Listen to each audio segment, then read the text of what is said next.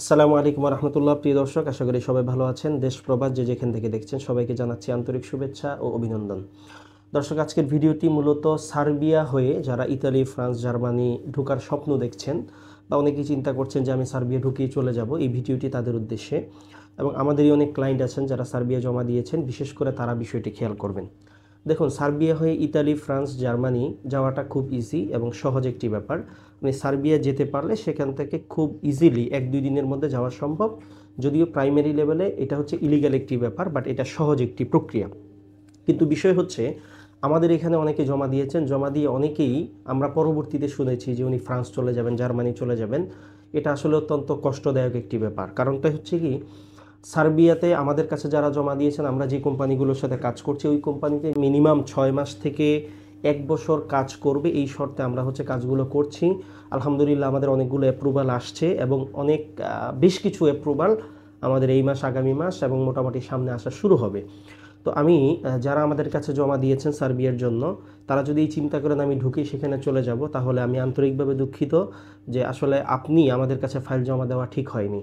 এবং আপনি যদি এটা চিন্তা করেন কোম্পানি থেকে যদি কোনো রেস্ট্রিকশন দিয়ে দেয়, সেটা আমরা করতে বাধ্য হব। কারণ আমরা এই মার্কেটে, কারণ আপনার পিছনে আমাদের আরও অনেকের জমা আছে। কারণ আপনি গিয়ে হুট করে যখন চলে যাবেন একই কোম্পানি থেকে, আমাদের অনলাইন হওয়া অনেক ফাইল কিন্তু তারা ক্যান্সেল করে দিবে। আমরা অন্ততপক্ষে সেটা হতে দিব না, এই বিষয়টি মাথায় রাখতে হবে। তারপরেও আমাদের কাছে অনেকেই আসেন যে দেখা গেল উনি ডিরেক্ট চলে যাবেন অন্য দেশে। তো আমাদের কাছে ফাইল জমা দেওয়ার আগে অবশ্যই আপনাকে এই বিষয়টি ক্লিয়ার করতে হবে। তাহলে আমরা এমন কোম্পানি দেওয়ার চেষ্টা করব যে কোম্পানিতে আপনি না থাকলেও আপনার অবর্তমানে সে ট্যাক্স দিবে বা সে তার মতো করে 6 মাসের বিষয়টা ম্যানেজ করবে, বাট আপনি চলে গেলেও কোম্পানির কোনো ঝামেলা হবে না।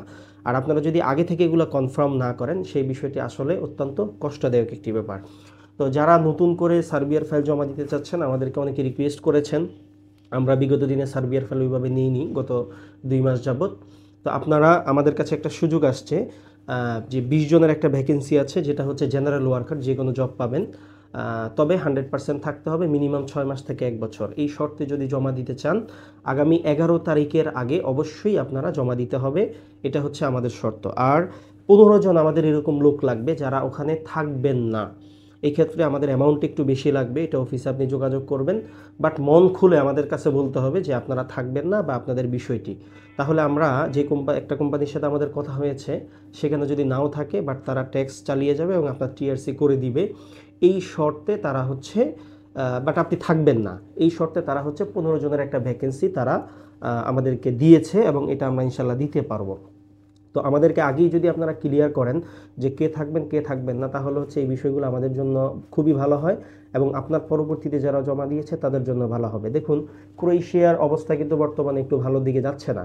শুধু ডিরেক্ট কোম্পানিগুলো হয়তো ভালো একটা রেস্ট্রিকশন দিয়ে দিবে ভিসা হওয়ার জন্য, ভিসা হওয়ার পরে থাকার যে ব্যাপারগুলো নিয়ে। কারণ সেখানে গিয়েও মানুষ থাকে না। সেভাবে আমরাও চাই না যে সার্বিয়ার বাজারটি নষ্ট হোক। ইউরোপের বাজার ধীরে ধীরে নষ্ট হয়ে যাচ্ছে, বাংলাদেশে অ্যাম্বাসি আসার পরেও ভিসা দিচ্ছে না। অতএব সার্বিয়া নিয়ে যারা জমা দিয়েছেন আমাদের মাধ্যমে বা অন্য কোনো মাধ্যমে, এই বিষয়গুলো মাথায় রাখবেন।